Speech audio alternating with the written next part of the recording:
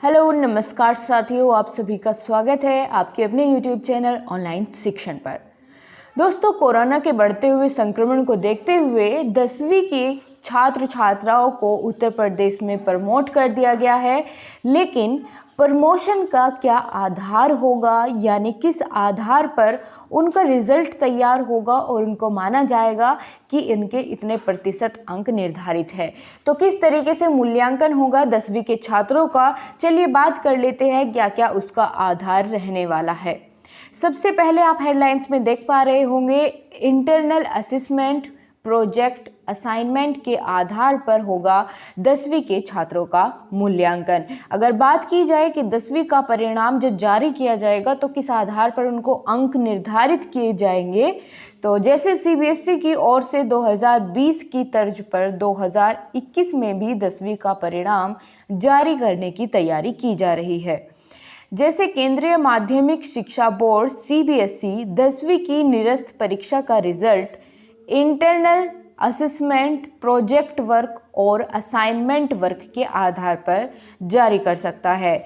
पिछले वर्ष भी सीबीएसई ने 10वीं की छूटी परीक्षाओं का परिणाम इंटरनल असेसमेंट प्रोजेक्ट वर्क और असाइनमेंट के आधार पर जारी किया था। सीबीएसई की ओर से 4 मई से प्रस्तावित 10वीं की परीक्षा निरस्त करने के साथ 12वीं की परीक्षा को बाद में कराने का फैसला लिया गया है। सीबीएसई की ओर से 10वीं की परीक्षा का रिजल्ट तैयार करने के लिए जल्द ही वैकल्पिक पद्धति के बारे में भी जानकारी दी जाएगी।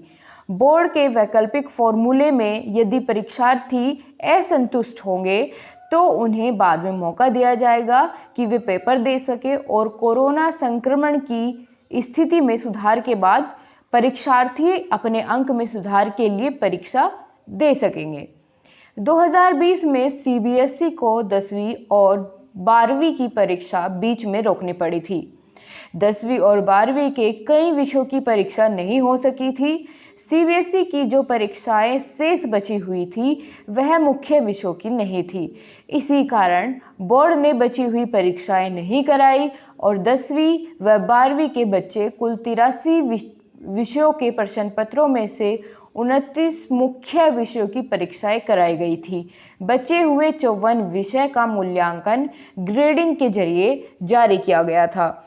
इंटरनल असेसमेंट प्रोजेक्ट वर्क और असाइनमेंट वर्क के आधार पर इन प्रश्न पत्रों का परिणाम जारी किया गया था। उम्मीद है कि सीबीएसई 2021 में भी 10वीं का परिणाम इंटरनल असेसमेंट प्रोजेक्ट वर्क और असाइनमेंट वर्क के आधार पर जारी किया जाएगा। ऐसे में 10वीं की एक बार फिर से मेरिट लिस्ट जारी नहीं की जाएगी। तो ये थी आज की महत्वपूर्ण अपडेट, जिसमें आपने जाना कि 10वीं को किस तरीके से प्रमोट किया जाएगा और किस तरीके से उनका मूल्यांकन होगा। तो इस अपडेट में इतना ही। सभी तक अपने दोस्तों तक इस वीडियो को ज़रूर शेयर करें और अगर जानकारी पसंद आई है तो चैनल को सब्सक्राइब कर बेल आइकन का बटन प्रेस करना बिल्कुल ना भूलें। बहुत बहुत धन्यवाद।